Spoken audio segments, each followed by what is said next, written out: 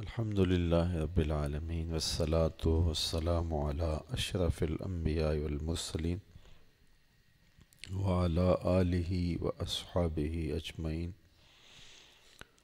قال الله تعالى وتبارك في القرآن المجيد والفرقان الحميد في شان حبيبه مخبرا وآمرا إن الله وملائكته يصلون على النبي يا أيها الذين آمنوا صلوا عليه وسلموا تسليما. اللهم صل على سيدنا ومولانا محمد معدن الجود والكرم صلاة وسلاما عليك يا سيدي يا رسول الله وعلى آلك وأصحابك يا حبيب الله. حمد و تعریف و توصیف اللہ جل مجدہ الکریم کی ذات بابرکات کے لیے جو خالق کائنات بھی ہے اور مالک شش جہات بھی.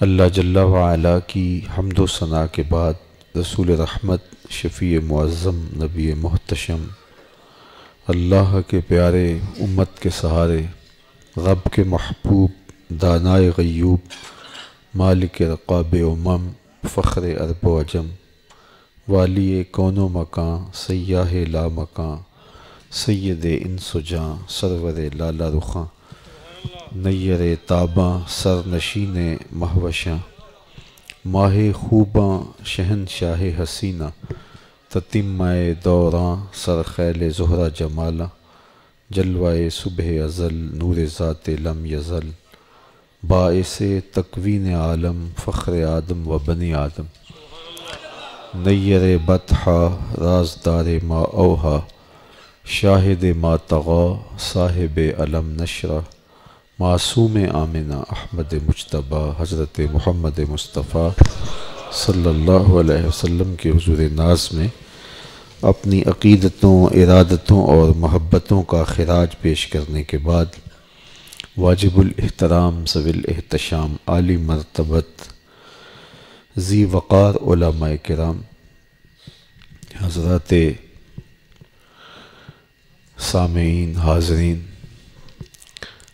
آج مجھے اور آپ کو اس عالی مرتبت جامع مسجد ابو ذر غفاری رضی اللہ تعالی عنہ میں حاضر ہونے کا شرف اور موقع نصیب ہوا. ہمارے بزرگ عالم دین استاذ الحفاظ حضرت قبلہ صاحب زیدہ مجدہ کے فرزند ارجمند کے نکاح کی تقریب بھی ہے اور اس موقع پر درس قرآن کا اہتمام کیا گیا. اللہ نے مجھے اور آپ کو حاضری کا شرف اور موقع نصیب کیا، اس پر ہم اس کا جتنا بھی شکر ادا کریں کم ہے. میرے سامنے سورۃ البلد ہے جو قرآن مجید کی مکی صورت ہے، اور میں چاہوں گا اس پر مختصراً کچھ باتیں آپ کے سامنے عرض کروں. اللہ میری زبان پر کلمۃ الحق جاری فرمائے. کتاب رحمت قرآن مجید کی جو منشا ہے اللہ وہی زبان پہ جاری کرے اور ہمیں کتاب رحمت قرآن مجید کا فہم، نور اور اس کتاب کی برکتیں عطا فرمائیں. چونکہ ہم اگر قرآن مجید سے جڑ جاتے ہیں تو ہماری دنیا اور آخرت یہ دونوں کی بہتری کی ضمانت ہے. یہ کتاب زندہ ہے، ہمارے سارے دکھوں کا مداوا اور ہمارے سارے مرضوں کے لیے کامل نسخہ شفا ہے. کتاب زندہ قرآن حکیم حکمت اولا یزالست و قدیم. بلکہ اقبال نے آگے چل کے کہا فاش می گوئم کے در دل مزمرست این کتاب نیست چیز دیگرست. کہا اگر میں کھل کے بیان کر دوں تو یہ کتاب نہیں ہے، یہ کوئی اور ہی شے ہے. اس امت کے مسائل کا حل اس کتاب سے جڑنا ہے، اور اس امت کے اوپر جو ابتلا ہے، مشکلیں ہیں، ادبار ہے، ذلت ہے، پستی ہے، نکبت ہے، اس کا سبب اس کتاب سے دوری ہے۔ اس کتاب سے اگر ہم جڑ جاتے اور اس کتاب سے جڑے رہتے تو ہم کبھی بھی اس حالت میں نہ پہنچتے جس حالت میں آج امت مسلمہ ہے۔ میرے اور آپ کے آقا و مولا اس امت کو لاوارث چھوڑ کے نہیں گئے تھے۔ فرمایا میں تمہارے اندر دو بھاری چیزیں چھوڑ کے جا رہا ہوں، اور فرمایا اولہما کتاب اللہ، ان میں سے پہلی چیز اللہ کی کتاب قرآن مجید۔ فرمایا حبل ممدود من السماء الی الارض، یہ آسمان سے زمین کی طرف اللہ کی لٹکتی ہوئی رسی ہے، اگر تم اس کو مضبوطی سے پکڑ لو گے تو کبھی بھی تم ناکام نہیں ہوگے۔ اقبال نے جب شکوے کا انداز اختیار کیا تو لہجہ تھوڑا تلخ ہو گیا، اور اس تلخی کی وجہ سے فتویٰ بھی متوجہ ہوا، لیکن جب جواب شکوہ آیا تو سارا نشہ اتر جاتا ہے۔ شکوے کا رنگ کیا یہ ہے، صفائے دہر سے باطل کو مٹایا ہم نے، نوع انسانی کو غلامی سے چھڑایا ہم نے، تیرے کعبے کو جبینوں سے بسایا ہم نے، تیرے قرآن کو سینوں سے لگایا ہم نے، پھر بھی ہم سے گلہ ہے کہ وفادار نہیں، ہم وفادار نہیں تو بھی تو دلدار نہیں۔ تو بہت سخت لہجہ ہے، لیکن اب جواب آتا ہے، لفظ وہی ہیں، صرف صیغہ بدلتا ہے۔ اب آواز ادھر سے آ رہی ہے، شاعر کے دل میں وہ ایک چیز القاء ہو رہی ہے جو زبان سے ادا ہوئی۔ اب جواب کیا ہے، صفائے دہر سے باطل کو مٹایا کس نے، نوع انسانی کو غلامی سے چھڑایا کس نے، میرے کعبے کو جبینوں سے بسایا کس نے، میرے قرآن کو سینوں سے لگایا کس نے، تھے تو آبا وہ تمہارے ہی مگر تم کیا ہو، ہاتھ پہ ہاتھ درے منتظر فردا ہو، ہر کوئی مست مئے ذوق تن آسانی ہے، تم مسلمان ہو یہ انداز مسلمانی ہے، حیدری فقر ہے نئے دولت عثمانی ہے، تم کو اسلاف سے کیا نسبت روحانی ہے، وہ معزز تھے زمانے میں مسلمان ہو کر، تم خار ہوئے تارک قرآن ہو کر، تمہاری پستی، تمہاری زبوں حالی، تمہاری ذلت، تمہارا ادبار، تمہاری نکبت اس وجہ سے ہے کہ تم نے اس کتاب کے دامن کو چھوڑ دیا۔ یہ امت جب کتاب اللہ کے دامن کو تھامے رکھتی ہے تو پھر عددی قلت کے باوجود بھی یہ دنیا پر غالب ہوتی ہے، اور جب کتاب کے دامن کو چھوڑ دیا جاتا ہے تو پھر کثرت کے باوجود بھی بے توقیر ہوتی ہے۔ اس لیے ہمیں قرآن مجید کو سمجھنے کے لیے، اس کے معانی و مطالب کو جاننے کے لیے ضرور روزانہ کی بنیاد پہ وقت نکالنا چاہیے، اور ایک ایک رکوع کر کے بھی ہم اس کو سمجھنے کی کوشش کریں گے، عالی مرتبت علماء کرام کی صحبت میں آ کے بیٹھیں گے تو یہ قرآن وہ روشنی دے گا کہ کوئی اندھیرا اندر باطن میں ٹھہر نہیں سکے گا۔ تو آئیے صرف ایک سورت پر مختصر گفتگو آپ کے سامنے رکھنا چاہتے ہیں۔ بسم اللہ الرحمن الرحیم۔ یہ سورت مکہ المکرمہ میں نازل ہوئی ہے، سورت البلد۔ تو اس کا آغاز قسم سے ہو رہا ہے، اور ظاہر ہے کہ جس چیز کو بیان کرنے سے قبل میرا رب رب ہو کے بھی قسم کرے تو وہ اہم مضمون ہوگا جس پہ میرے رب نے قسم فرمائی ہے۔ اور پھر دوسری بات، جس چیز کی قسم کی ہے اس کی اہمیت کو اجاگر کرنا بھی مقصود ہے۔ تو اب دیکھیے، لا اقسم بہذا البلد، آواز آتی ہے مجھے اس شہر کی قسم، اس شہر خوش خصال کی قسم، اس شہر نور کی قسم۔ اب اس شہر سے مراد کون سا شہر ہے؟ تو میں بتا چکا ہوں کہ یہ سورت مکی ہے، اور بالاتفاق مکی سورت ہے۔ تو جب یہ سورت مکہ المکرمہ میں نازل ہوئی ہے تو پھر حاذا کا اشارہ قریب کے لیے ہے، تو پھر شہر سے مراد شہر مکہ ہی ہوگا۔ تو یہ کہنے کی بجائے کہ مکہ کی قسم، کہا اس شہر کی قسم۔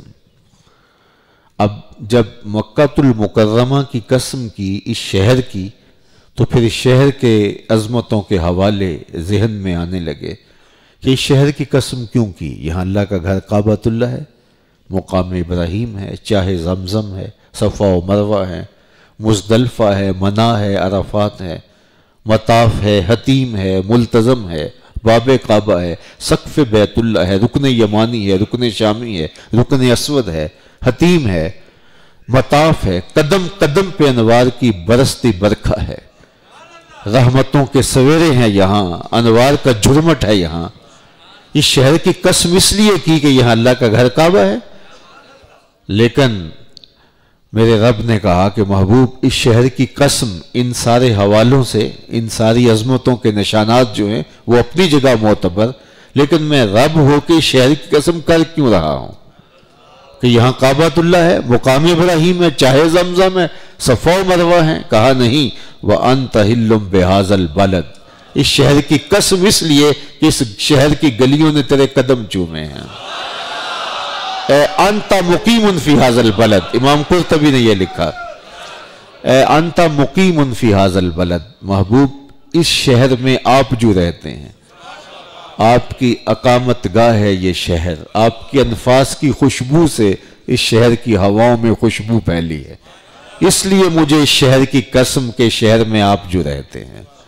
اللہ اکبر! شرف مکان کا نہیں ہوتا، شرف مکین کا ہوتا ہے۔ صدر ہر جا کے نشینت صدر است، جہاں صدر بیٹھ جائے وہی جگہ مقام صدر ہوتی ہے۔ اس محلے میں سب سے افضل جگہ یہ ہے، کیوں کہ یہاں اللہ کا گھر مسجد ہے۔ تو پلاٹ جب خریدا گیا تھا، اگر یہ نہ ہوتا کوئی اور ہوتا تو یہ جگہ افضل ہوتی یا وہ جگہ افضل ہوتی؟ تو شرف مکان کا نہیں، شرف مکین کا ہے۔ علماء کے مابین اس میں اختلاف ہے کہ شہر مکہ افضل ہے یا شہر مدینہ افضل ہے، اور یہ ایک علمی اختلاف ہے۔ جو مکہ المکرمہ کے فضل و شرف کے قائل ہیں وہ مدینہ رسول صلی اللہ علیہ وآلہ وسلم کی عظمت کے منکر نہیں ہیں، لیکن ان کا موقف ہے کہ شہر مکہ افضل ہے۔ انہوں نے دلائل دیے، بڑا وزن ہے اس دلیل میں جو انہوں نے فراہم کی، اور دیگر دلائل دیے۔ کچھ لوگوں نے کہا نہیں مدینہ افضل ہے، اور جنہوں نے مدینہ المنورہ کو افضل قرار دیا انہوں نے بھی دلائل دیے، ان کے دلائل میں بھی زور ہے، وزن ہے۔ تو یہ علماء کا باہمی اختلاف ہے۔ ایک طبقے کا خیال ہے کہ مکہ المکرمہ افضل، اور ایک طبقے کا خیال کہ مدینہ رسول صلی اللہ علیہ وآلہ وسلم افضل۔ شیخ عبدالحق محدث دہلوی علیہ رحمہ وَأَنْتَ حِلٌّ بِهَذَا الْبَلَدِ سے روشنی لے کے ایک تیسرا مسلک بیان کیا ہے، ذرا سنیے اور اس کی روحانی سرشاری اور لذت محسوس کیجیے۔ تو علماء کے ایک طبقے کا موقف کہ مکہ المکرمہ افضل، دوسرے طبقے کا موقف کہ مدینہ شریف افضل۔ شیخ محقق کہتے ہیں کہ جب حضور مکے میں تھے تو مکہ افضل تھا، مدینے آگئے تو مدینہ افضل ہو گیا۔ جدھر جدھر سے وہ گزرتے گئے مجد و شرف بھی پیچھے پیچھے رہا۔ وہ مکے میں ہیں تو مکہ افضل، وہ مدینے میں ہیں تو مدینہ افضل۔ اللہ اکبر! ایک بار وہ جدھر سے گزرے ہیں نصیر، ایک بار وہ جدھر سے گزرے ہیں نصیر، بار بار ادھر سے بہار گزری ہے۔ وہ مکے میں ہیں تو مکہ افضل، مدینے میں ہیں تو۔ حضرت شیخ شہاب الدین سہروردی علیہ رحمہ سے ایک مرید نے سوال کیا کہ حضرت اس کائنات میں سب سے افضل جگہ کون سی ہے؟ وہ بھلا زمانہ تھا، مرید پیروں سے سوال کر لیا کرتے تھے، اور پیر صاحب ناراض نہیں ہوتے تھے اور انہیں مردود الطریقت قرار نہیں دیتے تھے کہ تم نے سوال کرنے کی جرأت کیسے کی۔ تو مرید نے سوال کیا اور پوچھا کہ حضرت مجھے بتائیے کہ اس کائنات میں سب سے افضل جگہ کون سی ہے؟ تو برجستہ جواب دیا، بیٹے وہی جگہ جہاں حضور جلوہ فراز ہیں۔ تو مرید نے دوسرا سوال کیا، پھر ہم جنت کی آرزو کیوں کرتے ہیں؟ اگر سب سے افضل جگہ یہ ہے تو پھر جنت کی آرزو کیوں کرتے ہیں؟ معلوم ہو اس زمانے میں جنت کی آرزو کی جاتی تھی۔ یہ آج کا کلچر ہے کہ ہورے تو کیڑی جنت دا کرنا ہے تذکرہ، آج جنت کا مذاق اڑایا جا رہا ہے۔ میاں اسی جنت کا تذکرہ جس کے قصیدے قرآن نے بیان کیے ہیں، جس کی ترغیب دی ہے، جس کی تحریص دلائی ہے۔ تو کہا کہ پھر ہم جنت کی آرزو کیوں کرتے ہیں؟ تو شیخ نے جو جواب دیا سنیے، کہا کہ جب حضور یہاں ہیں تو یہ جگہ افضل ہے، اور جب جنت میں ہوں گے تو وہ افضل ہوگی۔ تو وہ مکے میں ہیں تو مکہ افضل، وہ مدینے میں ہیں تو مدینہ افضل، وہ جنت میں ہیں تو جنت افضل۔ جدھر جدھر سے گزرتے جائیں گے مجد و شرف بھی پیچھے پیچھے رہے گا۔ نشور واحدی کا ایک شعر دیکھیے اور شعر کا حسن بھی دیکھیے۔ چاند لمحوں کے لیے ٹھہرے تھے تم جس پیڑ کے نیچے، چاند لمحوں کے لیے ٹھہرے تھے تم جس پیڑ کے نیچے، سنا ہے آج تک اس پیڑ کا سایہ مہکتا ہے۔ مکے میں ہیں تو مکہ افضل، مدینے میں ہیں تو مدینہ افضل، جنت میں ہیں تو جنت افضل۔ جدھر جدھر سے گزرتے گئے خوشبو پھیلتی چلی گئی، نور بانٹتے ہوئے گزرتے چلے گئے۔ اللہ اکبر۔ تو شرف مکان کا نہیں، شرف مکین کا ہے۔ اچھا، میں اس کی ایک اور مثال دوں، یہ کوئی یہ نہ کہے کہ یہ خطیبانہ رنگ ہے یا صوفیاء کی ایک کہانی سنا دی یا شیخ محقق کا ایک اپنا موقف ہے۔ آپ جانتے ہیں کہ فرمایا گیا کہ جو ثواب صف اول میں ہے اگر لوگوں کو پتہ چل جائے تو وہ پہلی صف میں کھڑا ہونے کے لیے آپس میں الجھ پڑیں، قرعہ ڈالیں کہ میں نے پہلی صف میں کھڑا ہونا ہے۔ پہلی صف کا شرف اگر لوگوں کو معلوم ہو جائے، اب پہلی صف کون سی ہے؟ تو امام صاحب نے یہاں مصلی بچھایا تو یہ صف اول ہو گئی، لیکن موسم بدل گیا اور تھوڑی سی دھوپ چاہیے تھی تو انہوں نے مصلی صحن میں بچھا لیا۔ تو یہ جگہ صف اول رہے گی یا وہاں صحن میں صف اول چلی جائے گی؟ اچھا، ان کا جی چاہا کہ چھت پہ چلے جائیں تو چھت پہ مصلی لے گئے تو صف اول چھت پہ چلی گئی۔ صدیاں گزرنے کے بعد آج کا امام اگر مصلی بدل دے تو شرف بدل جائے، اگر وہ مصلی حال میں رکھے تو شرف حال میں آ جائے، مصلی صحن میں رکھے تو شرف صحن میں چلا جائے، مصلی چھت پہ لے جائے تو شرف چھت پہ چلا جائے۔ آج کا امام مصلی اٹھا کے جدھر رکھے گا شرف پیچھے پیچھے دوڑے گا۔ نبیوں کا امام مکے میں ہے تو شرف مکے کو، مدینے میں ہے تو شرف مدینے کو، جنت میں ہے تو شرف جنت کو۔ جدھر جدھر وہ گزرتے جائیں گے مجد و شرف بھی پیچھے پیچھے رہے گا۔ ایک بار وہ جدھر سے گزرے ہیں نصیر، بار بار ادھر سے بہار گزری ہے۔ تو کہا وَأَنْتَ حِلٌّ بِهَذَا الْبَلَدِ، مجھے قسم ہے شہر کی، کیوں محبوب اس شہر کی گلیوں نے تیرے قدم چومے ہیں۔ اے انت مقیم فی هذا البلد، یہاں آپ کی رہائش ہے، آپ نے خرام ناز کیا اس شہر میں۔ اللہ اکبر۔ آپ خرامہ چلتے رہے شہر میں، اس لیے مجھے قسم ہے شہر کی، اس کی ہواؤں نے، اس کی فضاؤں نے آپ کے سانسوں کی مہک سونگھی ہے۔ وَأَنْتَ حِلٌّ بِهَذَا الْبَلَدِ، اللہ اکبر۔ وَوَالِدٍ وَمَا وَلَدٍ، اور قسم ہے والد کی، باپ کی قسم، وما ولد، اور اس کی اولاد کی قسم۔ اب باپ سے مراد کیا ہے اور اس کی اولاد سے کیا مراد ہے، اس پر علماء نے بہت اقوال بیان فرمائے۔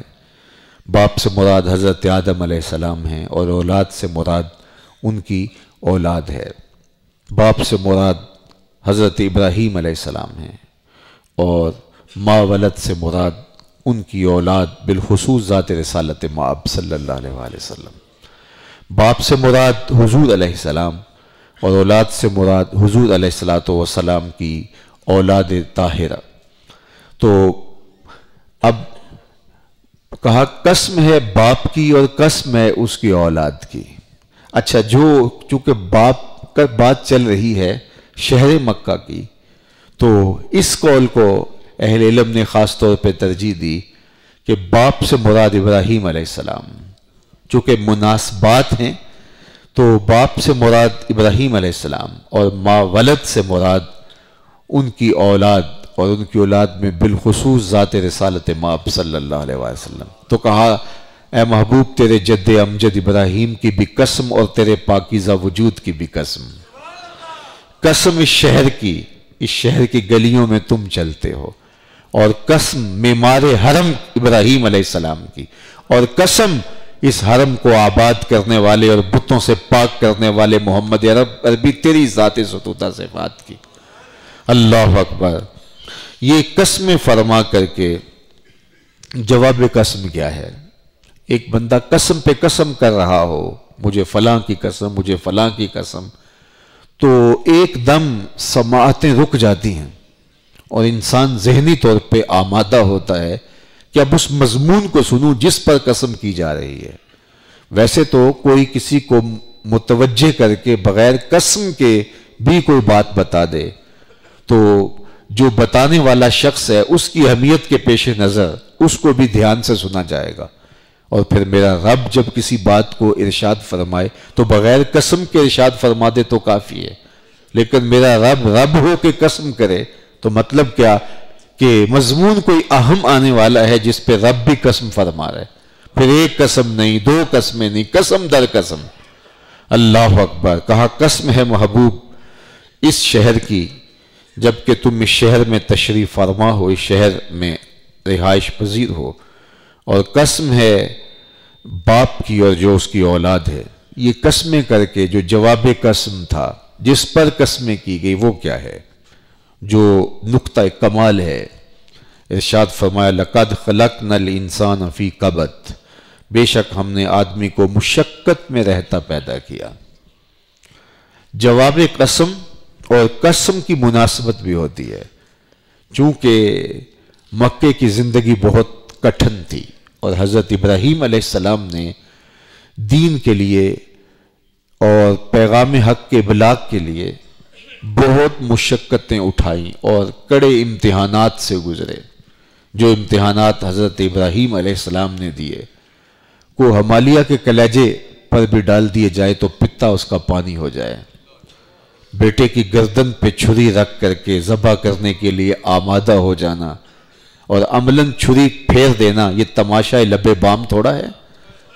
جلتی ہوئی آگ میں چھلانگ لگا دینا اور نو مولود بچے کو اس کی ماں سمیت وادی غیر ذی زرع میں چھوڑانا، یہ کوئی چھوٹے امتحان تھے، لیکن جناب ابراہیم نے دیے اور سرخرو ہوئے۔ وَإِذِ ابْتَلَىٰ إِبْرَاهِيمَ رَبُّهُ بِكَلِمَاتٍ فَأَتَمَّهُنَّ، ہر امتحان میں 100% نمبر لے کے کامیاب ہوئے۔ کہا اب ہم تمہارے سر پہ امامت کا تاج رکھنے والے ہیں، یاری تیری سونا پر ازمیشاں تیریاں اگ، سونا پرکھیا جامدہ ہے نال اگاں دے لگ۔ اگر پنجابی آپ کو سمجھ نہیں آتی تو اس کا مفہوم یہ ہے کہ اگر سونا اتنا قیمتی ہے لیکن اس کو پرکھنے کے لیے آگ میں ڈالا جاتا ہے، تو جس قدر وزن زیادہ ہوگا، جس قدر عزت اور عظمت زیادہ ہوگی، امتحان بھی اتنے ہی زیادہ ہوں گے۔ کربلا والے حسین ابن علی کو دیکھ لو، اگر اتنا مرتبہ رفیع ہے کہ نواسہ رسول ہے تو امتحان کی بھٹی میں ڈالے گئے۔ اللہ اکبر۔ حضور فرمایا جتنے دکھ مجھے دیے گئے، جتنا میں ستایا گیا، کوئی پیغمبر نہیں ستایا گیا۔ کتنی مشکلات حضور نے سہی، مکے کی گلیوں سے لے کے طائف کے بازاروں تک پھیلے ہوئے درد دیکھیے، اپنوں بیگانوں کی مخالفتیں، مقاومتیں، رشتہ داروں نے جو سلوک کیا، عقبہ بن ابی معیط جو کرتا تھا، ابو لہب نے جو کچھ کیا، کیا کیا اذیتیں نہیں تھی جو حضور نے نہیں سہی۔ طائف کے بازاروں میں حضور کے مبارک قدم زخمی ہو جاتے ہیں، نالین خون سے بھر جاتے ہیں۔ اللہ اکبر۔ اور اسی طرح بدر، احد اور جنگوں کے اندر جس طرح حضور کو اپنے پیاروں کی لاشیں اٹھانا پڑتی ہیں۔ ام المومنین سیدہ عائشہ رضی اللہ تعالیٰ عنہ کہتی ہیں ایک دن میں نے حضور سے کہا حضور کیا احد کے دن سے سخت بھی دن زندگی میں آیا؟ یہ وہ دن تھا 70 صحابہ کی لاشیں پڑی ہوئی تھی۔ حضرت امیر حمزہ رضی اللہ تعالیٰ عنہ کو نہ صرف شہید کیا گیا، ان کا مسئلہ کر دیا گیا، اعضائے بدنیاں کاٹ لیے گئے، ناک کاٹ لیا گیا، کان کاٹ لیے گئے، زبان کاٹ لی گئی، کلیجہ نکال کر کے چبایا گیا اور ہار بنا کے گلے میں ڈالے گئے، اور کہا کہ حضور اس دن سے سخت دن بھی زندگی میں آیا؟ فرمایا ہاں عائشہ، جب طائف کے بازاروں میں تیری قوم نے مجھے پتھر مارے تھے تو یہ دن احد کے دن سے بھی سخت تھا۔ حضور اللہ کے دین کا پیغام لے کے ان کے پاس گئے اور کہا کہ میری بات سنو اور میں تمہارے بھلے کا میں پیغام لے کر آیا ہوں۔ ان کے 3 سرداروں کو جا کے ملے اور کہا کہ اگر یہ سودا تمہیں قبول ہے تو ٹھیک ہے، ورنہ مجھے واپس راستہ دو۔ انہوں نے کہا کہ ہم تو اس کو قبول نہیں کرتے، اور واپسی کا راستہ انہوں نے کٹھن کر دیا اور اوباشوں کے ہاتھ میں پتھر دے دیے۔ پھر حضور علیہ السلام جب گزرتے تو وہ سنگ زنی کرتے، حضور کے پاؤں پہ پتھر مارتے، آقا کریم بیٹھ جاتے شدت درد سے، تو 2 گھنٹے آگے بڑھتے اور حضور کے کندھوں سے پکڑ کے حضور کو اٹھاتے اور پھر مشق سنگ زنی کرتے۔ یہ دین ایسے تو ہمارے تک نہیں پہنچا۔ آج جو ہے وہ قرآن کی محبت میں، صاحب قرآن کی محبت میں، آپ فجر کے وقت تو یوں ہجوم عاشقاں اور یوں الفتوں کا یہ مجمع یوں ہی تو نہیں لگ گیا، اس کی بنیادوں کے اندر پیغمبر کا خون ہے۔ آج شرق سے لے کر غرب تک امت موجود ہے اور حضور کا نام اور نام کے پھریرے لہرا رہے ہیں، تو ذرا دیکھیے طائف کے بازاروں میں کیا دکھ سہے، کیا تکلیفیں حضور نے سہی۔ تو زندگی آسان تو نہیں ہے، یہ راستہ بڑا کٹھن ہے۔ تو کہا ہم نے انسان کو مشقتوں میں رہتا ہوا پیدا کیا ہے۔ یہ کوئی فارمی چوزا نہیں ہے کہ تھوڑی سی تکلیف آئے تو گر جائے۔ ہم نے اس کو تکلیفوں میں آزمایا ہے اور ساری زندگی اس کی یوں ہی گزرتی ہے۔ حضرت امام فخر الدین رازی علیہ رحمہ غالباً لکھا کہ جب بچہ پیدا ہوتا ہے تو رحم مادر کے اندر اس کی زندگی کتنی کٹھن ہوتی ہے۔ 3 پردوں کے اندر لپٹا ہوا، 3 غلافوں کے اندر ملفوف ایک بچہ، کتنی کٹھن زندگی۔ وہ بھول گیا ہے ورنہ وہ کٹھن دن تھے۔ پھر ولادت کا لمحہ، یہ زچہ بچہ دونوں کے لیے موت و حیات کا مرحلہ ہے۔ خیر اس کے بعد بچہ پیدا ہوا، زباں ہے بولنا نہیں جانتا، ہاتھ ہیں پکڑنا نہیں جانتا، پاؤں ہیں چل نہیں سکتا، سنتا ہے سمجھتا نہیں، دیکھتا ہے پہچانتا نہیں۔ ذرا دیکھیے کتنا کٹھن مرحلہ ہے۔ انسان کس حالت میں ہوتا ہے، اس کو تکلیف ہوتی ہے، ضرورت ہوتی ہے تو رو دیتا ہے۔ اللہ اکبر، یہ کتنا کٹھن مرحلہ تھا، کتنی محتاجی تھی۔ اس دنیا کے اوپر آیا تو یہ سب کچھ ہونے کے باوجود، آزاد ہونے کے باوجود کتنا بے بس اور کتنا مجبور تھا۔ پھر ماں کے سینے کے اندر اللہ نے جو ممتا رکھی ہے، وہ اس کے رونے کے لہجے سے سمجھتی ہے کہ میرے بیٹے کو کیا چاہیے اور اس کی ضرورت کی تکمیل کرتی ہے۔ یہ مشکل وقت گزرا، اس نے چلنا سیکھا، ایک ایک قدم کر کے اس نے چلنا سیکھا۔ میں اور آپ آج ہم دوڑتے ہیں، آج ہماری چھاتی میں زور ہے، ہمارے پنجوں میں طاقت ہے، آج بولتے ہیں تو خاموشی نہیں ہوتے، آج ہمارے لہجوں کے تن تنے زمانہ جانتا ہے، آج ہماری شوخی گفتار کے تذکرے ہیں۔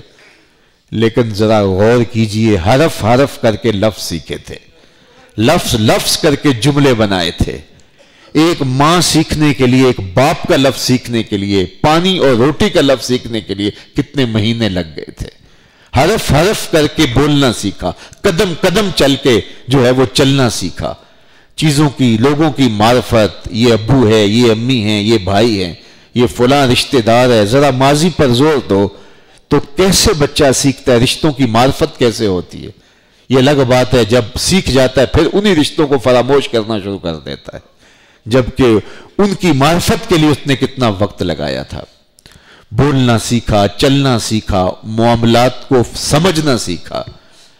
خیر تھوڑا آگے بڑھا، اب جوانی کی دہلیز پہ قدم رکھتا ہے تو اب ہر شے جوبن پہ ہے اور شباب پہ ہے، لیکن جوانی کو اپنی منزل تک پہنچانا اور اس کو تقدس معاب رکھنا یہ کوئی آسان کام نہیں۔ عصمت کے جوہر کو لٹنے نہ دینا۔ جوانی تو وہی ہے جو پاکیزہ ہو، اس کائنات کا خوبصورت چہرہ تو وہی ہے جو جنسی کالک سے محفوظ ہو۔ اب جوانی ہے تو یہ آسان مرحلہ نہیں ہے۔ وہ کسی نے کہا تھا کتاب زیست کا ایک اور باب ختم ہوا، شباب ختم ہوا، ایک عذاب ختم ہوا۔ اب جوانی کے لیے راستے ملے، نکاح کی بندھن میں بندھ گیا۔ اب پہلے اپنی ذمہ داریاں تھی، اب ایک اور ذمہ داری کندھوں پہ آ پڑی۔ اللہ اکبر، اس کے بعد اولاد ہوئی تو اولاد کی ذمہ داریاں کندھوں پہ آ پڑی۔ پھر ان کی تعلیم، پہلے خود حرف حرف سیکھتا تھا، اب حرف حرف سکھانا پڑا۔ پہلے قدم قدم چلنا سیکھا تھا، اب قدم قدم چلانا سیکھتا ہے۔ ایک کو قدم قدم چلایا، اپنے قدموں پہ بچہ چلنے لگا، پھر دوسرے کو قدم قدم سکھانے لگا۔ اللہ اکبر، 100 بار بچہ ایک بات پوچھتا ہے، باپ بتاتا ہے اور اس کو سکھاتا ہے، پھر دوسرا بچہ، پھر تیسرا بچہ، یہ کتنا، پھر بچے جوان ہوئے تو ان کی شادیوں، ان کے روزگار کا مسئلہ ہوا۔ بندہ کہتا ہے میں اب فارغ البال ہو گیا ہوں، سارے بچوں سے فارغ ہو گیا ہوں، اب بچوں کی شادیاں، ان کی ذمہ داریاں نبھا دیں، اب بڑھاپے نے آ لیا، اللہ اعضاء مدمحل ہونے لگے، چلتے ہوئے ٹھوکریں لگنے لگی، یادداشت کھونے لگی، وہی حالت جو بچپن میں تھی وہی عود کر آئی۔ اللہ ومن نعمرہ ننکسہ فی الخلق، کہا ہم جس کو لمبی عمر دیتے ہیں اس کو پلٹا کے پھر اسی حالت میں لے آتے ہیں۔ اب پھر وہی حالت آ گئی کہ اب پھر لقمہ اٹھایا نہیں جاتا، پھر حالت آ گئی کہ اب زبان میں لکنت آ گئی، پھر وہی حالت آ گئی کہ اب پھر چلنے سے قاصر ہو گیا۔ اللہ اکبر، پھر یادداشت کھونے لگی، پہچاننا چھوڑ دیا۔ انسان ذرا غور تو کر، وہی چیز پلٹ کے آ گئی۔ فرق کتنا ہے، جب اس وقت محتاج تھا تو ماں کے سینے میں ممتا رکھی ہوئی تھی، آج وہ ممتا نہیں ہے۔ تو کہا کہ انسان ساری زندگی اس مرحلے سے گزرتا ہے، بندہ کہتا ہے یہ ہوگا تو میں فارغ البال ہوں گا، یہ ہوگا تو میں بالکل ایزی ہو جاؤں گا، لیکن کہا نہیں، ہم نے انسان کو پیدا ہی مشقتوں میں رہتا کیا ہے، یہ ساری زندگی ان دکھوں سے گزرتا رہے گا۔ علماء تفسیر نے لکھا کہ جب انسان پیدا ہوا تھا اس کا خمیر گویا گیا تھا تو 39 دن تک اس پر دکھوں کی بارش ہوئی تھی، ایک دن اس پر خوشیوں کی بارش ہوئی تھی۔ تو یہ اس کی زندگی میں خوشیاں اور غم اسی تناسب سے ہیں کہ غم، دکھ، تکلیفیں، ابتلائیں زیادہ ہیں اور خوشیاں بہت تھوڑی ہیں، اور خوشی آتی بھی ہے اور پھول جھڑی کی طرح پھوٹتی ہے اور ختم ہو جاتی ہے، لیکن غم آتا ہے تو وہ دل میں بیٹھ جاتا ہے۔ غم دائمی ہے اور خوشی کی عمر عارضی ہے۔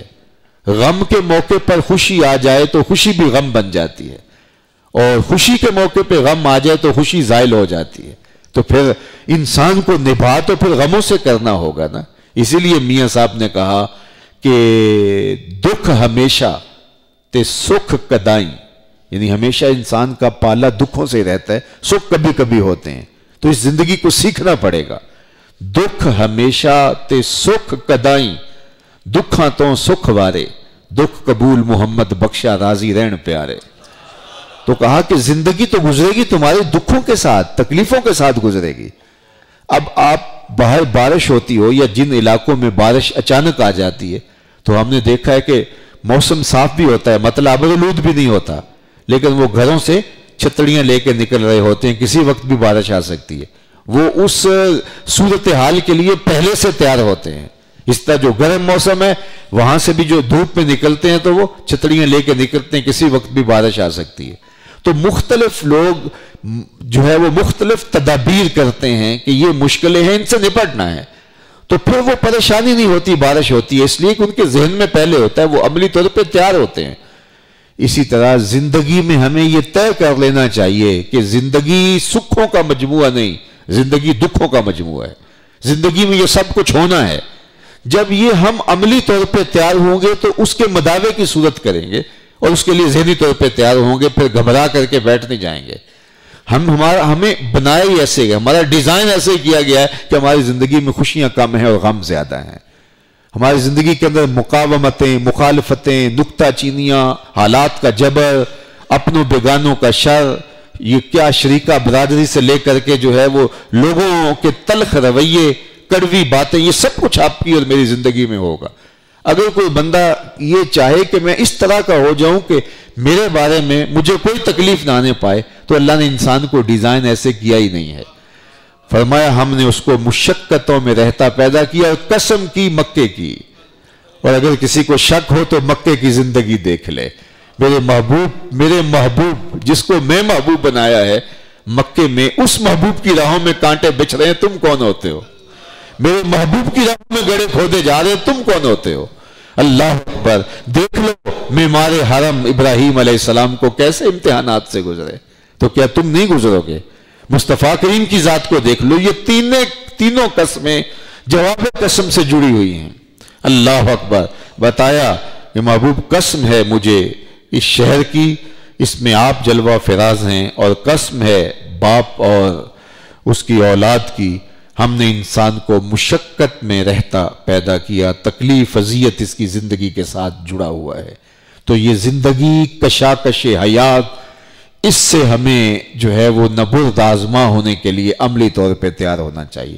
ہم اس مشکل سے بھاگ نہیں سکتے، اگر فرار کا راستہ استعمال کریں گے تو پھر ہم انسانی تخلیق کے اس مزاج کو نہیں سمجھ پائے جس کو قرآن نے کھول کے بیان کر دیا۔ اس لیے زندگی نام ہی اسی کشمکش کا ہے، اسی پیچ و تاب کا، اسی التہاب کا، اسی اضطراب کا۔ کیا میں نے اس خاکداں سے کنارہ، جہاں رزق کا نام ہے آب و دانہ، پلٹنا جھپٹنا جھپٹ کر پلٹنا، لہو گرم رکھنے کا ہے ایک بہانہ، پرندوں کی دنیا کا درویش ہوں میں کہ شاہی بناتا نہیں آشیانہ۔ تو یہ زندگی تو اسی کشمکش کا نام ہے، اسی کھینچا تانی کا نام ہے، اسی جو ہے وہ اس معاشرے کے اندر، اس جبر کے ماحول کے اندر اپنی کشتی کو پار لے جانا اور ہچکولوں سے گزار کر کے، سخت موجوں سے گزار کر کے ساحل مراد کر دینا، یہی تو کمال ہے۔ ساحل میں کشتی اتاریں گے طوفانوں کا مقابلہ تو کرنا پڑے گا۔ جسے جانو دل ہو عزیز، وہ اس گلی میں آئے کیوں؟ اس گلی میں تو وہی کہ جو یہاں تو فصیلے دار پہ سروں کا چراغاں بھی کرنا پڑتا ہے، یہاں تو تکلیفیں بھی اٹھانی پڑتی ہیں۔ جو سیس تلی پہ دھر نہ سکے وہ پریم نگر میں آئے کیوں؟ تو اس لیے کہا کہ ہم نے انسان کو مشقتوں میں رہتا پیدا کیا، اذیتوں سے گزرے گا، تکلیفوں سے گزرے گا، مشکلوں کا سینہ چیر کے اپنے راستے بنائے گا۔ ایسا نہیں ہو سکتا کہ اس کے اوپر کوئی تکلیف نہ آئے، اور ایسا بھی نہیں ہوتا کہ یہ ہر وقت اسی تردد میں لگا رہے کہ میری زندگی آسودہ سے آسودہ ہو، آسودہ سے آسودہ ہو۔ نہیں، حالات سے مقابلہ کرنا سیکھے، اس کے پنجوں میں زور رہے، اس میں توانائی رہے۔ اگر مقاومت نہیں ہوگی، اگر مخالفت نہیں ہوگی تو یہ فارمی چوزہ بن کے رہ جائے گا، پھر ایک مخالفت کے جھونکے سے ڈھیر ہو جائے گا۔ کہا نہیں، ہم نے اس کو پیدا ہی اس طرح کیا ہے۔ اب یہ مضمون بیان کرنے کے بعد دوسرا مضمون آیا، اَيَحْسَبُ أَن لَّن يَقْدِرَ عَلَيْهِ أَحَدٌ۔ اللہ اکبر! کیا آدمی یہ سمجھتا کہ ہرگز اس پر کوئی قدرت نہیں پائے گا؟ یہ ان لوگوں کی کہانی ہے جو اسلام کی تحریک کی مخالفت کرتے تھے اور دن رات اسلام کو نقصان پہنچانے کے لیے اپنا مال خرچ کرتے تھے کہ اللہ کے محبوب علیہ السلام کے لائے ہوئے اس نظام کو ہم یہی ملیا میٹ کر کے رکھتے۔ ان کا خیال یہ تھا ہماری دولت کی فراوانیاں، ہمارا اثر و رسوخ اور ہمارا جو ہے وہ ایک سردارانہ نظام جو ہے یہاں قریش کا، یہ پنپنے نہیں دے گا ان کو، ان کی ساری محنت تقاضا چلی جائے گی، ہم اتنا پیسہ بہا دیں گے کہ اس کے نتیجے کے اندر جو ہے یہ کھڑے نہیں ہو سکیں گے۔ اللہ اکبر! اب قرآن نے اس فکر کی نفی کی۔ ہمت، وہ اقبال نے کیا کہا تھا نا کہ ہمت مردانہ تو دریا بھی نہیں کرتا قبول، غنچہ سا غافل تیرے دامن میں شبنم کب تلک۔ جو ہمت ہوتی ہے وہ پہاڑوں کے کلیجے بھی چیر لیتی ہے، اور وہ جو ہے وہ سمندروں سے بھی راستہ نکال لیتی ہے۔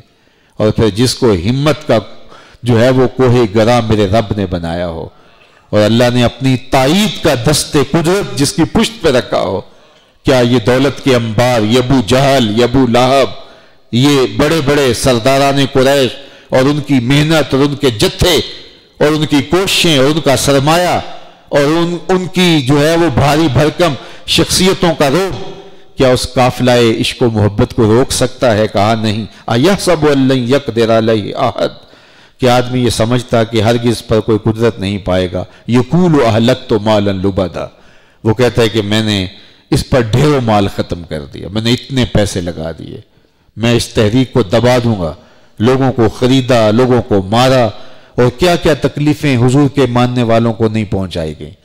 حضرت سمیہ کو شہید کیا گیا، اسلام کی پہلی شہیدہ جس کا خون مکے کی گلیوں میں بہا اور ریت میں جذب ہوا، وہ حضرت عمار ابن یاسر کی والدہ حضرت سمیہ تھیں۔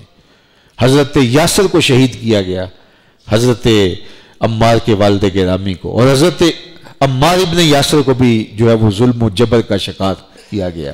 حضور علیہ السلام گزرتے ہیں اور دیکھتے ہیں کہ حضرت عمار کو اور ان کے خاندان والوں کو زیادتی اور جبر کا شکار کیا جا رہا ہے۔ فرماتے ہیں آل یاسر صبر کرنا، تمہارا ٹھکانہ جنت ہے۔ اللہ اکبر! کیا کتنی تکلیف ہوتی ہے جب کسی کے چاہنے والے کو مشق ستم بنا۔ کیا حضور کے قلب اطہر پہ گزر رہی ہوگی اس وقت جب بلال چکی پیستے تھے، جب بلال حبشی رضی اللہ تعالیٰ عنہ کو مارا جاتا تھا۔ اللہ اکبر! ان کی پیٹھ پہ کوڑے برسائے جاتے تھے اور وہ احد احد پکارتے تھے۔ کسی نے گزرتے ہوئے کہا بلال تو بھی عجیب شخص ہے، وہ تمہیں کوڑے مارتے ہیں اور تم آگے سے احد احد پکارتے ہو اور زبان پر مسکراہٹ ہے۔ تو حضرت بلال نے کہا تم بازار میں جاؤ نا کچا برتن خریدنے کے لیے، تو اس کو بھی ٹھونک کے دیکھتے ہو، اس کی آواز تو ٹھیک ہے، کہیں کچا تو نہیں ہے۔ تو تم تو ایک پیالہ بھی خریدنے جاؤ تو اس کو بھی ٹھوک بجا کے دیکھتے ہو کہیں کچا تو نہیں. کہا میرا مالک بلال کو خرید رہا ہے، دیکھ رہا ہے بلال کچا تو نہیں. میں کہتا ہوں مالک خرید لے بلال کو، کھال ادھر بھی جائے گی، حق حق کی آواز ختم نہیں ہوگی. زخم پہ زخم کھا کے جی، خون جگر کے گھونٹ پی، آہ نہ کر لبوں کو سی، یہ عشق ہے دل لگی نہیں. عشق اور ہوتا ہے، دل لگی اور ہوتی ہے. جب دل لگی ہوتی ہے تھوڑی سی تکلیف سے لوگ بھاگ جاتے ہیں، لیکن جب عشق ہوتا ہے چمڑی ادھر بھی جائے. حضرت خباب بن ارت رضی اللہ تعالیٰ نے حضور کے پاس آئے اور حضور کعبۃ اللہ کی دیوار کے ساتھ بیٹھے ہوئے تھے. تو کفار نے جو زیادتی اور ظلم کیا تو اس کی کہانی سنانے لگے. تو فرمایا تم سے پہلے لوگ ایسے بھی گزرے ہیں جن کے جسموں کو لوہے کی کنگھیوں سے چھید دیا گیا، لیکن حق کا راستہ انہوں نے نہیں چھوڑا ہے. اس شخص کی کہانی نہیں بھول سکتے جس کی 2 ٹانگیں 2 اونٹوں کی پچھلی ٹانگوں سے باندھ دی جاتی ہیں اور اسے کہا جاتا ہے چھوڑ دے دین کو ورنہ ان اونٹوں کو ہانکیں گے، تیرا بدن 2 حصوں میں تقسیم ہو جائے گا. اس نے کہا کر لو جو کرنا ہے. اللہ، اونٹوں کو ہانکا لگایا جاتا ہے، بدن چرنے لگتا ہے، خون کے قطرے بہنے لگتے ہیں. ہمیں تاریخ بتاتی ہے جب تک سانس چلتی رہی زبان بولتی رہی، زبان پہ لفظ یہی تھے فزت برب الکعبہ، فزت برب الکعبہ، کعبے کے رب کی قسم زندگی کی بازی جیت گیا ہوں. تو سرخوئی سے کہتے ہیں، کامیابی اسی کہتے ہیں. تو نہ مال کی فراوانی، نہ جتھے، نہ مخالفت، نہ مقاومت حضور علیہ السلام کے راستے کو نہیں روک سکی. تو وہ بات بتا کر انسان کو کہا گیا کہ تو مشقتوں میں رہتا پیدا کیا گیا ہے، اگر تو میدان عمل میں اترے گا تو تیرے راستے کی یہ تکلیفیں تیرا مقابلہ کرنے آئیں گی. لیکن ایسے نہیں ہے کہ تو مشکلات کو دیکھ کے گھبرا کے بھاگ جائے. ذرا نظر کرنا ادھر تو پھر دیکھنا تیری زندگی کتنی جو ہے وہ سہل ہوتی چلی جاتی ہے. آج لوگ کہتے ہیں جی دین پہ چلنا مشکل ہو گیا ہے، دین پہ چلنا بڑا مشکل ہو گیا. تو یہ وہ شخص کہتا ہے جو مسجد میں آتا ہے تو ٹھنڈا اور گرم پانی موسم کے مطابق دستیاب ہے، قالین بچھے ہوئے ہیں، اے سی چل رہے ہیں، اور وہ مخملی مسلوں پہ نماز پڑھ کے جاتا ہے اور پھر کہتا ہے جی دین پہ چلنا بڑا اوکھا ہو گیا. تو میں کہتا ہوں کہ صاحب تیرے لیے اوکھا ہے یا کربلا والے حسین کے لیے اوکھا تھا؟ تیرے لیے مشکل ہے یا بلال حبشی کے لیے مشکل تھا؟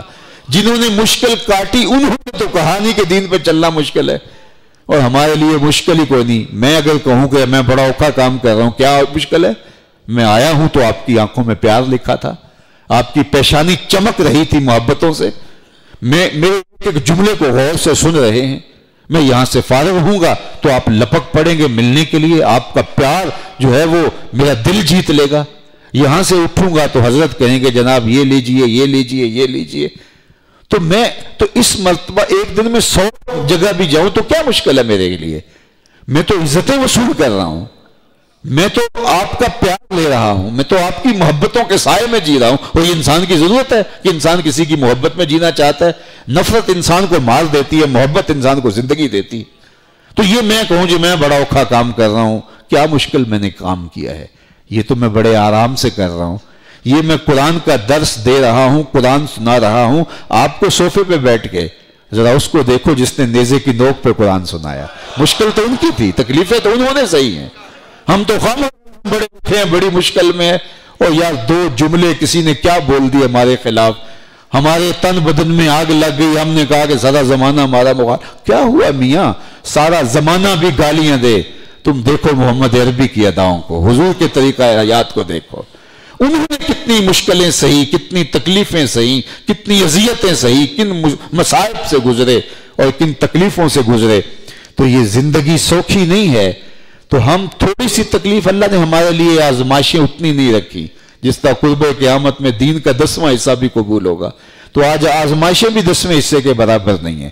لیکن ذرا ان کو دیکھو تو آج اگر ہم کہیں یہ دین پہ چلنا بڑا اوکھا ہو گیا ہے تو یہ فیشن ہے، اس کے علاوہ کچھ نہیں.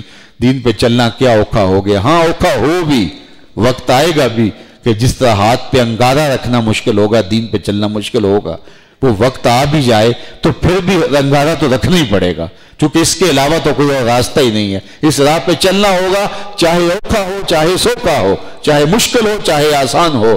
لیکن ہم جب ان لوگوں کو دیکھتے ہیں جنہوں نے چل کے دکھایا تو اپنی مشکل کوئی مشکل ہی نہیں لگتی. جنہوں نے تکلیفوں میں سہ کے، جنہوں نے نیزوں کے نیچے، خنجروں اور بالوں کے نیچے نمازیں ادا کی، اور نمازیں قضا نہیں ہونے دی۔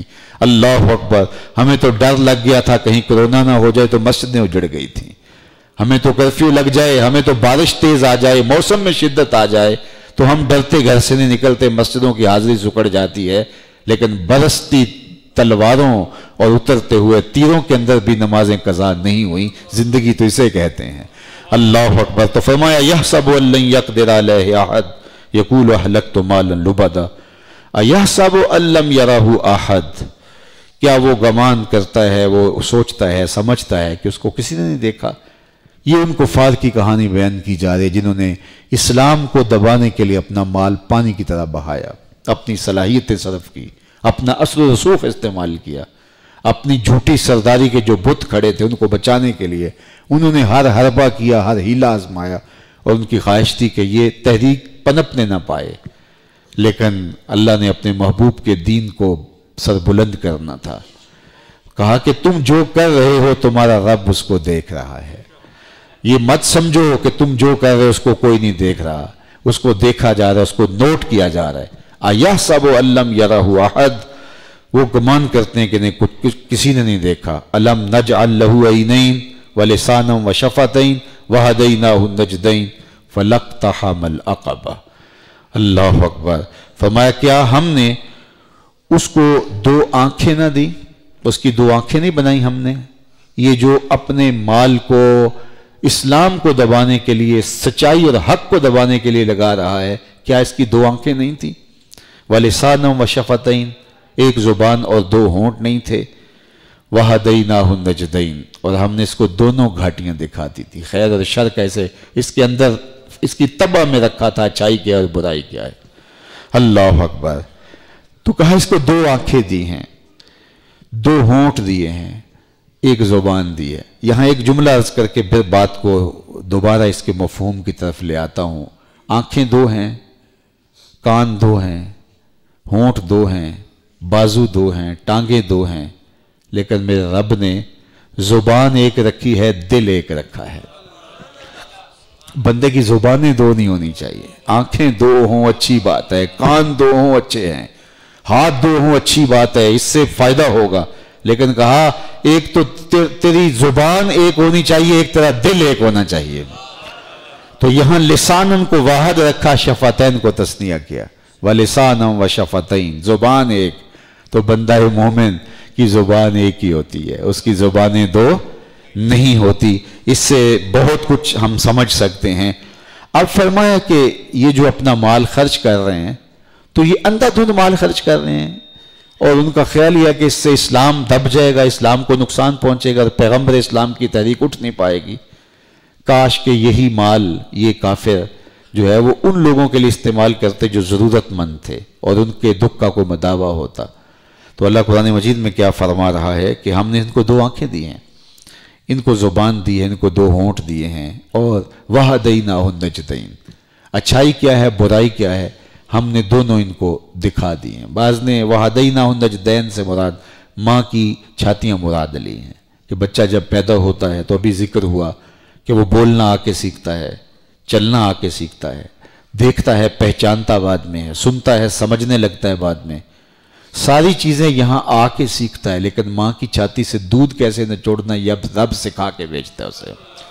اس دو چھاتیوں کی طرف، دو ابھرے ہوئے ابھار جو ہیں ان کی طرف اس کی رہنمائی فرمائی۔ اور دوسرا معنی اس کا کہ دو چیزوں کی طرف ہم نے اس کی رہنمائی، وَهَدَيْنَاهُ النَّجْدَيْن، خیر کیا ہے شر کیا ہے یہ انسان کی طبع میں رکھا، انسان کی فطرت میں رکھا، انسان کو پتہ ہے۔ اس سے مراد ہدایت جبلی ہے، فطری ہدایت، اچھائی کیا ہے برائی کیا ہے یہ انسان جانتا ہے۔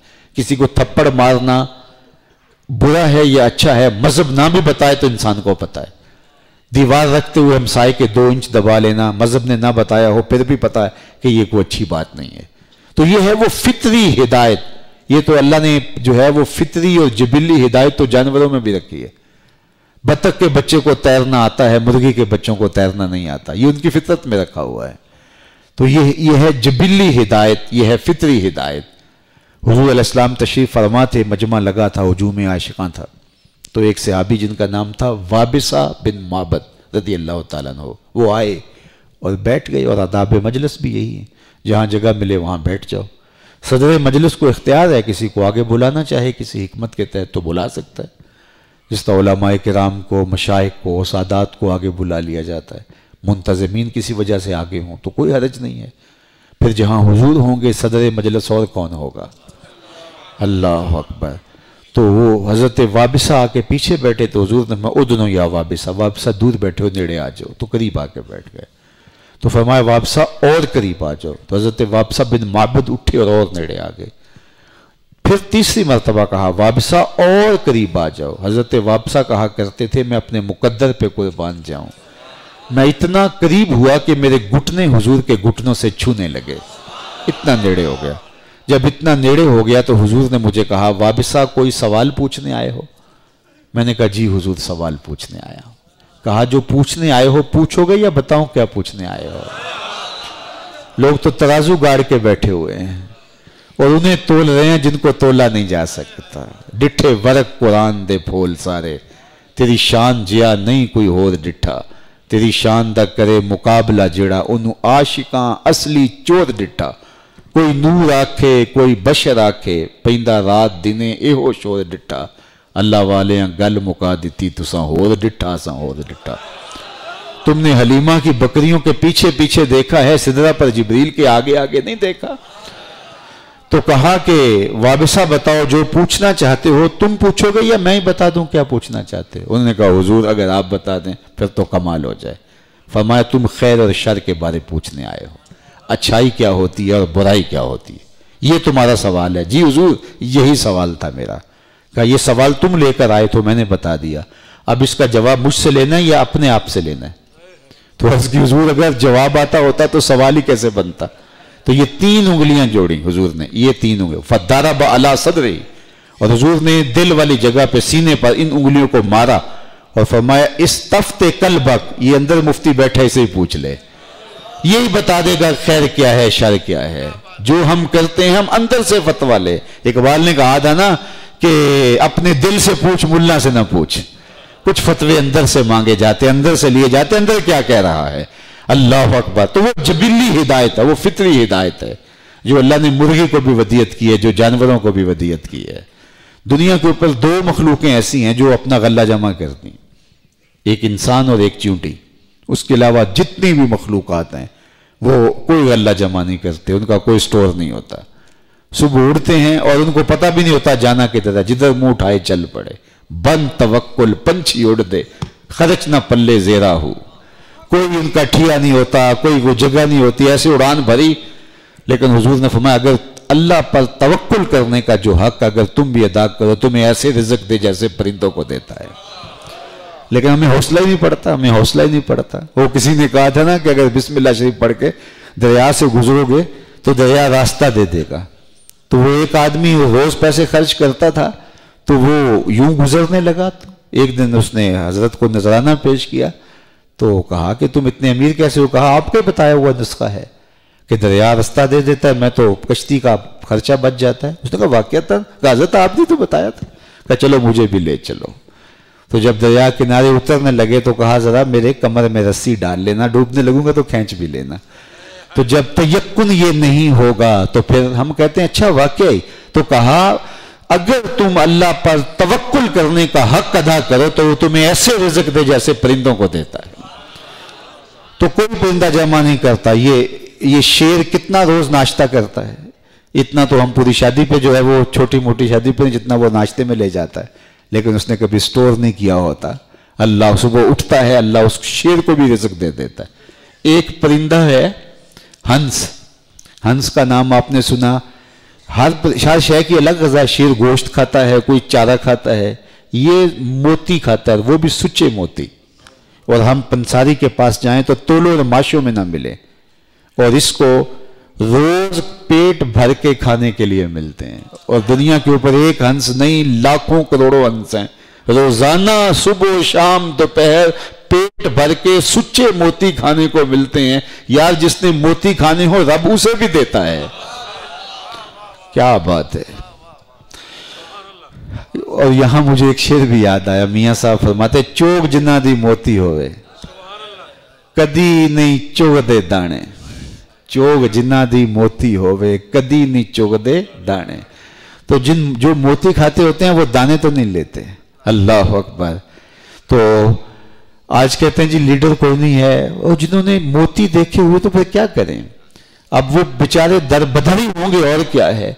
ऐसा तो नहीं है कि वो किसी को उठा के बतौर हमा अपने सर के ऊपर उठा लेंगे, ऐसा तो नहीं है। अल्लाह अकबर। तो इरशाद फरमाया। अच्छा, मैं बात करने लगा था कि दो मखलूकें जो अपना गल्ला जमा करती हैं, एक इंसान और दूसरा ये चींटी, उसके अलावा कोई मखलूक अपना गल्ला जमा नहीं करती। वहदैनाहु नजदैन। अल्लाह अकबर। ये छोटे छोटे जर्रे उठा के अपनी बिल में ले जाती है, और इसको कभी गंदम का दाना मिल जाए तो 5-4 चींटियां मिल के उसको उठा के ले जाती हैं। और जो गंदम का दाना है, देहातों में रहने वालों से पूछिए, ये वैसे भी पड़ा हो तो उग जाता है। अब बिल में पड़ा होगा और मट्टी है तो वहां क्यों नहीं उगेगा? तो चींटी जब इसको लेके जाती है, इसको फाड़ के 2 हिस्सों में तकसीम करती है। इसको पता है ये उग जाएगा। तो ये चींटी को किसने बताया कि अगर यूं ही पड़ा रहेगा तो उग जाएगा, इसको फाड़ना है। वहदैनाहु नजदैन। ये रब है जिसने सीनों के अंदर हिदायत के चिराग रोशन कर रखे। वो तो चींटियों को शऊर दिया है, इंसान तो अशरफुल मखलूकात है। तो ये अंधा हो जाए खुद तो अलग बात है, वरना मेरे रब ने इंसान को शऊर के नूर से माला माल रखा है। हाँ, ये शऊर काफी नहीं है नजात के लिए, पैगंबरों की चौखट पे आना पड़ेगा और हदायत आसमानी को इख्तियार करके अपने बातन को संवारना पड़ेगा। लेकिन मामूली जिंदगी जीने के लिए, आम जिंदगी, इंसानी जिंदगी जीने के लिए अल्लाह ने इंसान को तमीज सिखाई है, उसको बताया है। अल्लाह ने, चूंकि वो काफिर थे, इसलिए यहां इशारा फरमाया कि वहदैनाहु नजदैन, और हमने उसको 2 रास्ते दिखाए। इन्ना हदैनाहु सबीला इम्मा शाकिरम व इम्मा कफूरा। हमने दोनों रास्ते दिखा दिए। अब उसकी मर्जी कुफरान के रास्ते पे चले या शुक्रान की राहों पे। फलक्तहमल अक़बा, लेकिन वो मुश्किल घाटी में कूदना कोशिश ही नहीं करता, उसमें छलांग ही नहीं लगाता, वो मुश्किल काम करने के लिए आमादा ही नहीं है। फिर खुद ही फरमाया वमा अदराका मल अक़बा, तुझे मालूम है कि वो घाटी क्या है जिस पर ये चढ़ना नहीं चाहता है। अपने माल को, अपनी सलाहियतों को कैसे कैसे इस्तेमाल करें, इन सलाहियतों को किसी बामकसद काम में क्यों नहीं लगाता? आंखें नहीं हैं, 2 होंठ नहीं है, जुबान नहीं है, ये देखता सुनता, इसके बावजूद भी ये रास्ता क्यों इख्तियार नहीं करता? फितरी जबिल्ली हिदायत भी हमने इसको दे रखी है, इसकी आंखें भी रोशन है और इसके बातन के अंदर भी हमने जो हिदायत का चिराग रखा है, लेकिन फिर क्यों बर्बाद है? तो कहा ये मुश्किल घाटी नहीं चढ़ना चाहता। और वो मुश्किल घाटी है क्या? फक्कू रक़बा, किसी फंसे हुए की गर्दन छुड़ाना है, किसी गुलाम को आजाद करना है। ये बहुत बड़ी नेकी, जो गुलाम को आजाद करना। और मेरे हुजूर ने इस कायनात पे कदम रखा, वो आपने सवैबा लौंडी की आजादी की कहानी सुनी है। गोया कदम हुजूर का धरती पे आया, गुलामी की जंजीरें टूटने लगी।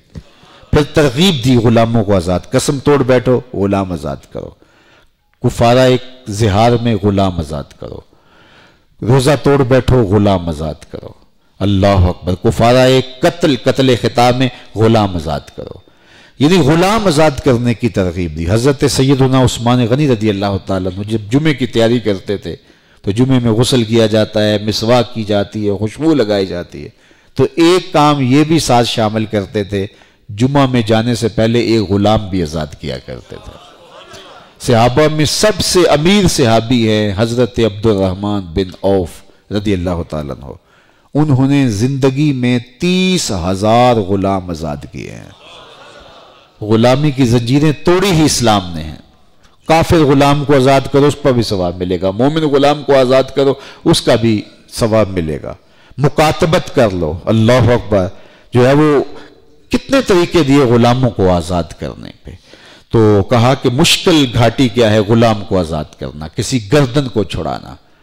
और आज के दौर में वो उस तरह की गुलामी तो नहीं है, लेकिन जिसकी बेटियां जवां हों और कोई रिश्ता भी कबूल करने नहीं आता हो, उस गुर्बत की वजह से कोई जानता है उस शख्स के दर्द को, उसकी गर्दन कितनी फंसी होती है।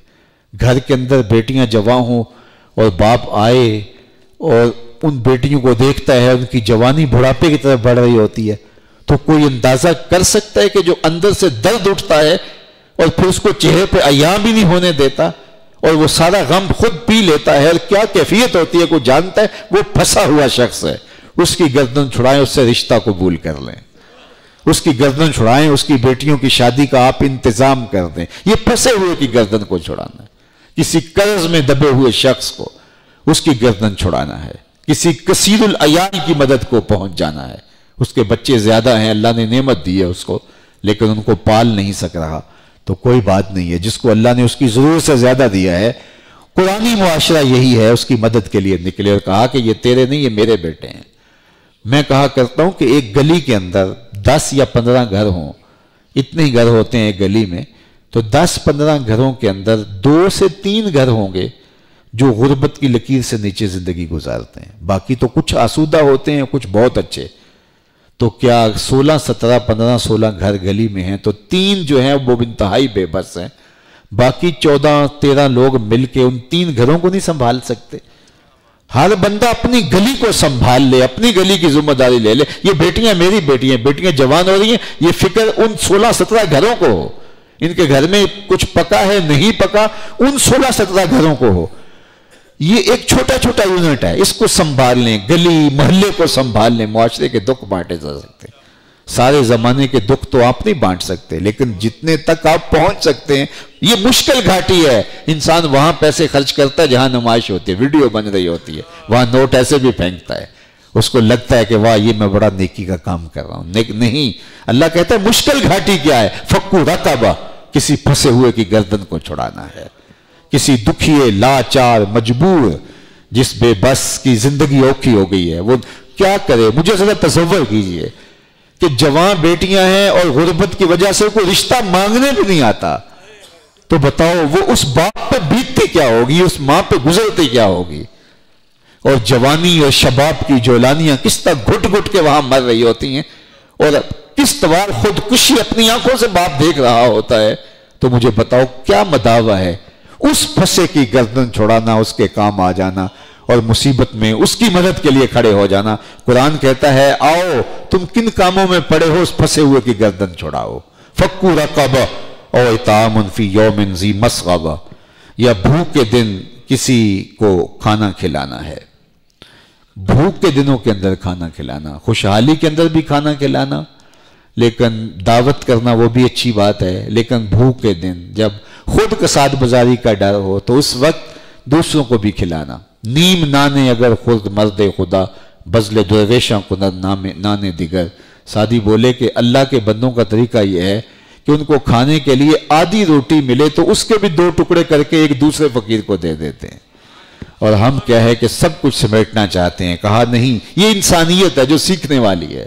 اللہ اکبر. اور اطعام فی یوم ذی مسغبہ یتیما ذا مقربہ، اور قریبی رشتہ دار جو یتیم ہو، یتیم رشتہ دار کی مدد کرنا. عمومی طور پہ لوگ دور پار کے یتیموں کی مدد کر کے تو بڑے سرخرو ہونے کی کوشش کرتے ہیں، لیکن قریبی رشتہ داروں میں یتیم کی مدد نہیں کر پاتے.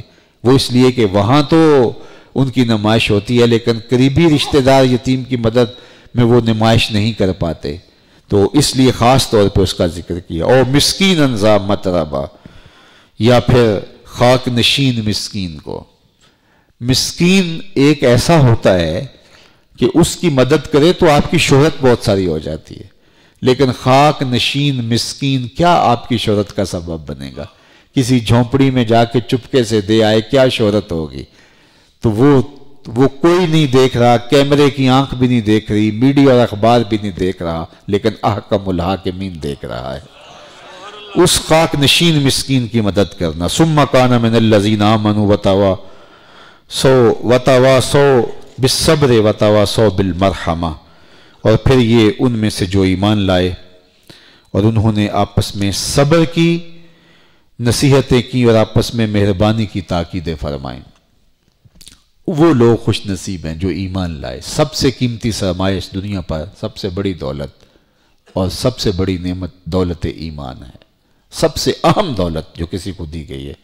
اگر کوئی شخص ہواؤں میں جھولتا ہے، چرخ پہ جھولتا ہے، ہواؤں میں اڑتا ہے، دنیا کی ساری آسودگیاں اس کے قدموں میں ہے، معاشرے میں اس کا ایک خاص مقام ہے، لیکن اس کے پاس ایمان کی دولت نہیں ہے تو کوڑی مل نہیں ہے. اور اگر کسی کے پاس نہ دولت دنیا ہے، نہ اسے کوئی پہچانتا ہے، نہ اسے کوئی جانتا ہے، تلخ زندگی ہے، لیکن سینے میں ایمان کا چراغاں ہے، خوش بخت انسان ہے۔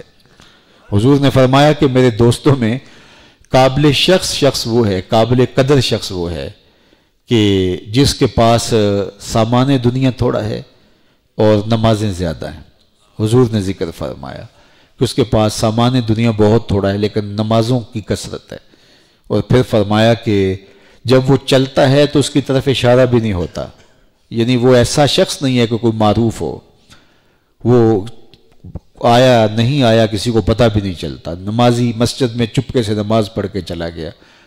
اور پھر فرمایا حضور نے ثم نقد بیدہ، پھر حضور نے ہاتھ سے چٹکی بجائی، پھر فرمایا اس کو موت بھی ایسے ہی آئی، اس کو موت بھی ایسے ہی آئی۔ پھر فرمایا قلت بواکی ہے، اس کو رونے والی بھی تھوڑیاں ہی تھیں، اس کو رونے والے بھی زیادہ نہیں تھے۔ اور پھر فرمایا کہ اس کا جو وراثت کا سامان نکلا وہ بھی بہت تھوڑا نکلا۔ فرمایا کہ میرے قابل رشک دوستوں کو دیکھنا ہو تو یہ اس کا جنازہ جا رہا ہے، ساری دنیا تیری محبت میں ہار کے وہ جا رہا ہے کوئی شب غم گزار کے۔ تو کہا میرے دوستوں میں قابل رشک دوست وہ ہے کہ جس کی نمازیں زیادہ ہیں اور جس کا سامان دنیا تھوڑا ہے، لوگ اسے جانتے بھی نہیں ہیں۔ اللہ اکبر، کی ہویا جے دنیا اتوں ٹر گئے نال خاموشی۔ تو یہ ایسے لوگ ہیں۔ تو فرمایا کہ وہ لوگ جو ایمان لائے وتواصوا بالصبر وتواصوا بالمرحمہ۔ اب وقت چونکہ زیادہ ہو گیا، ورنہ یہ عمود ہے اس پوری صورت کا کہ معاشرہ جو ہے وہ دو حصوں میں ہے۔ ایک معاشرہ وہ ہوتا ہے جو پریشان حال ہوتا ہے، اور ایک معاشرہ ہوتا ہے، معاشرے کا حصہ ہوتا ہے جو آسودہ ہوتا ہے، ایک غربت میں اور ایک امارت میں، ایک مظلوم لوگ اور ایک ان کی مدد کرنے کی صلاحیت رکھنے والے لوگ، جاہل لوگ اور علماء، یعنی معاشرہ دو طرح کا ہے۔ اب دونوں کی ذمہ داریاں بیان فرما۔ جو غریب ہے، جو بیمار ہے، اس کو کیا کہا کہ تو صبر کے دامن کو نہیں چھوڑنا، اور جو دولت مند ہے اور جو ڈاکٹر ہے، جو معالج ہے، اس کو کیا کہا وتواصوا بالمرحمہ، تو رحمت کے دامن کو نہیں چھوڑنا۔ تو دونوں اپنی ذمہ داریاں سنبھال لیں۔ غریب اپنی غربت کا بھرم نہ ٹوٹنے دے اور اپنی غربت کو تماشا نہ بننے دے، صبر کرے۔ مومن کو تکلیفوں پر صبر کرنے سے، حتیٰ کہ اس کے پاؤں میں کانٹا چبھے تو اس پہ صبر کرے تو اس پہ بھی اجر ملتا ہے۔ تو غربت آ جاتی ہے، اور غربت میں انسان عزت نفس کے ساتھ تھوڑا کھا کے عزت نفس کے ساتھ آگے بڑھنے کی کوشش کرے، وہ اپنا ہاتھ نہ پھیلائے۔ ممکن ہو مخمصے کی حالت کے اندر جب کسی عضو کے یا جان کے ضائع ہونے کا اندیشہ ہو تو اس وقت تو ضروری ہے، لیکن اس کے علاوہ وہ برداشت کرے، اس کو یہ کہا۔ اور دوسرے امراء کو کہا کہ تم ڈھونڈو کون برداشت کر رہا ہے، تم ان کو تلاش کرو۔ اللہ اکبر۔ اب غریب تھوڑے سے حالات ہوں گے تو وہ سڑکوں پہ آ جائے گا، اور امیر جو ہے وہ گھروں میں گھس جائے گا، تو یہ الٹ ہو گیا۔ کہا کہ غربت جو ہے وہ پر باندھ کے آسمان سے اتر رہی ہو، اور غریب کو پھر بھی صبر کرنا چاہیے، اور امیر کو ڈھونڈ کے دیکھو۔ زکوٰۃ تو فرض ہے۔ اگر علماء نے کہا کہ اگر غریب نہ لے زکوٰۃ تو اس پہ تو لینا واجب نہیں ہے، غریب کے میں نہیں لیتا تو اس کے اوپر لینا واجب نہیں، لیکن امیر پہ دینا تو واجب ہے۔ زیادہ پھنسا تو امیر ہے کہ اس کے اوپر دینا واجب ہے، اس کے اوپر لینا واجب نہیں ہے۔ تو قرآن نے کہا معاشروں کے دونوں رخ بیان فرمائے کہ ایک وہ لوگ کہ جو صبر کے دامن کو مضبوطی سے تھام لیں، اور دوسرا طبقہ مرحمت۔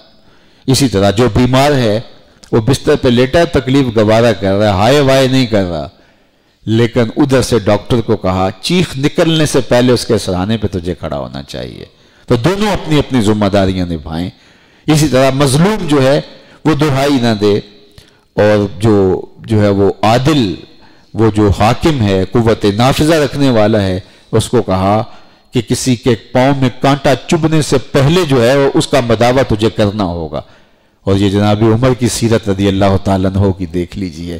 اللہ اکبر، راتوں میں گشت کرتے ہیں، دیکھتے تھے کوئی آنکھ پر نم نہ ہو، مفلسی کا کسی گھر میں ماتم نہ ہو، اور یوں اپنی ذمہ داری کو نبھاتے تھے۔ تو یہ معاشرہ جو ہے ایک تو صبر کے دامن کو تھام لے، جو تکلیفوں میں ہوں وہ صبر کریں، اور جن پر اللہ نے کرم نوازی کی ہو وہ مرحمت کا مزاج، وہ رحم کا مزاج، اور اس کی صرف خود عمل نہیں، اس کا تواسو، یعنی یہ نہیں ہے کہ خود صبر کر کے بیٹھ جائے، لوگوں کو تلقین کرے صبر کی، اس کی وصیت کرے، اور اس طرح خود یہ نہیں ہے کہ جو ہے وہ رحم کرے اور لوگوں کی ضرورت کو پورا کرے، وہ اپنے ہم خیال لوگوں کو، اپنے جو ہے وہ لیول کے لوگوں کو، اس طبقے کو متوجہ کرے کہ جناب یہ دیکھو مصیبت میں پھنسے ہیں تو آؤ ان کی مدد کرنے چلے۔